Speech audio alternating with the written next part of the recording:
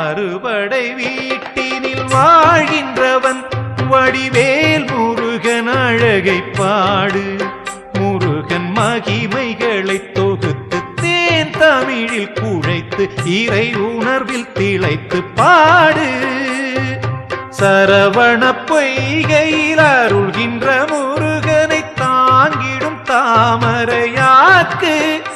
என்னை படைத்திட்ட முருகனும் திருவடி பணிந்தேன். பாக்கள் பாட இசை ஞானமெனதாக்கு. திருச்செந்தூரின் திருக்குமரன் இவன் மூத்தவனோ அந்த யானை முகன். சிவபாலன் இவன் உமையாளின் மகன். முருகா என அழைத்திடவே மெழுகாய் மனம் கரைகிறது.